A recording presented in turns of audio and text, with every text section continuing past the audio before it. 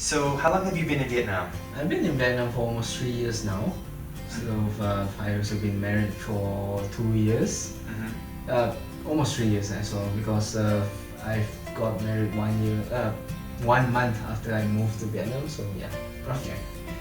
When you first came to this country, what things surprised you the most about the lifestyle, the people, and the culture? Well, one of the things that struck me the most, as what you call it, culture shock in a way, is that once I arrived Vietnam, I've kind of feel shocked seeing that every single person in Vietnam were Vietnamese. Because I've came from a country where diversity of people, culture, and races are kind of like dominant in that location. But once I came here, it's kind of like a bit awkward because I couldn't see anyone else besides Vietnamese. But that's one of the first things. Second thing is the food. Majority restaurants here serve Vietnamese food, but I've been pampered in Malaysia to be exposed to many kinds of food from many kinds of cultures. So it's like usually in Malaysia I would like one day eat Malay food and the next day Chinese and Indian, but I'm not really able to do that here, unfortunately. But so here mostly it's just like wet food and dry food. Right. Dry food being mostly rice. Right, pho and stuff like that. But you get used to it, and once you already got to know the city, you can find all those food actually. You can find some high-end restaurants or stuff like that. And third, Malaysia is basically a Islamic country. So we have a lot of mosques there, and when it's time for the call of prayer or azan, they do it loudly, publicly. So basically you can hear the call of prayers 2, 3 or 5 blocks from the mosque.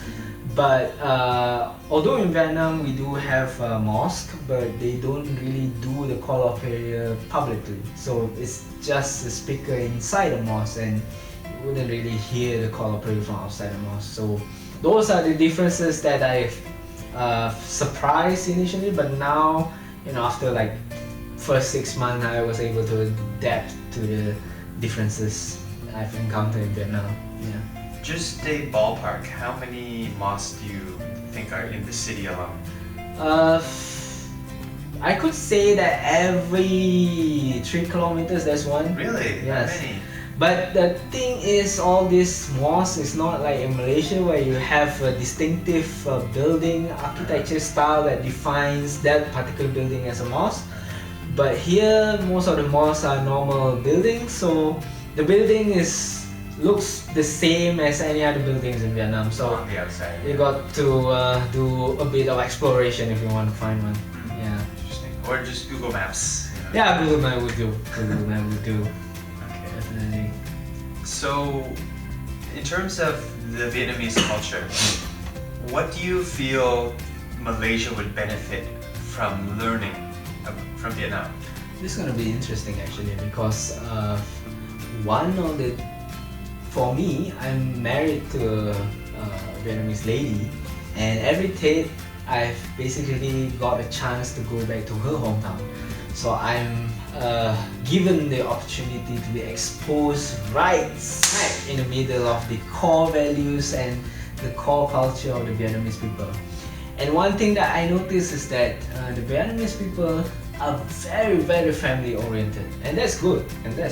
Because for a country that is going towards development or towards becoming into a developed country,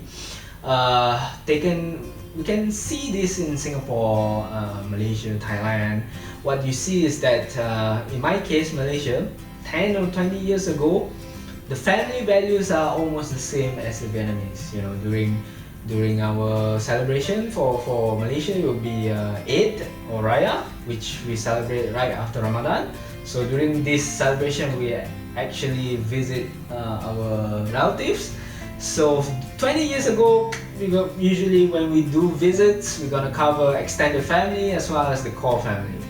But now, very rare to find people who actually visit the extended families. So they just focus more on the core families. So we are moving to become a developed country. At the same time, we are losing bit by bit the family values. So it's normal. Most of the countries that are becoming developed countries, they become more materialistic in a way, and they become more oriented to Work oriented. meritocracy. Yeah, work oriented. So they lose on the family part.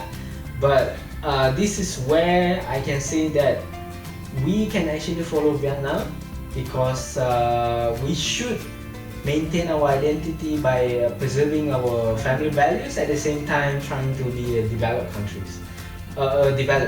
So in order for you to become a good developed country, you don't just focus on materialistic stuff or development in terms of economically and politically, but you also have to focus on the social part. You got to preserve and maintain your family values. That way, at the same time, you able to strengthen your economy as well as your social development. Yes. Interesting. So you have a son. How do you think his development will differ from yours when he grows up in Vietnam? Well, which I haven't decided yet, if he's to be brought up in Vietnam entirely, probably I'm gonna send him to a school or maybe a place where he'll be exposed to other culture. Because if you just given him the education where it's the government school or standard education, he may be missed out to be able to interact with other races and stuff like that. And it's not that I'm saying bad, but I just want him to keep on being open-minded and keep on not to be influenced with the racial stereotype and discrimination that may be introduced when someone is living in an environment where it's only racially homogeneous and socially or culturally homogeneous. So in order for him to be open-minded, I got to introduce more diversified environment. Yeah. Yeah, I can see that. Okay, so lastly, what advice would you give to Vietnamese learners of English about speaking to Malaysian people? Right. Malaysian accent is largely we follow British accent in a way. So because we were colonized by the British at one time, so the English that we use is predominantly British English. So for Vietnamese or anyone who wants to speak with Malaysians, we can easily understand if it's a British English. We may have some difficulties if you speak with American or Australian accent, but British English would be, you will have the most probability to convey a message to the Malaysians in a way. Yeah, so as a linguist, as someone who studies languages and literature, I can actually hear a little bit of the Indian accent in your voice, which makes sense because the British colonized India before colonizing Malaysia, and a lot of Indian people also traveled to Malaysia, so there was that definite transfer. But I can also at the same time hear kind of the root Asian accent as well. So it's interesting, like you're not completely Indian, you don't have a complete Indian accent, you don't have a complete kind of Southeast Asian accent, but I can hear both in there, definitely. Most likely probably because we've already been living, I don't know about other countries, but for Malaysia instance, as you know, we have Chinese, Indian and Malay, so we've intermingle and interact with each other, probably pick up each other's slang or each other's accent along the way. So maybe it's from the British, or maybe it's being developed post-British colonization. So either way.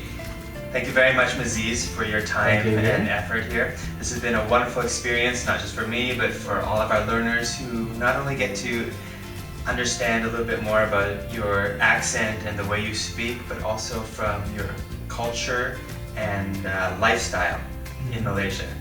Okay, so thank you very much for your time. Thank you again.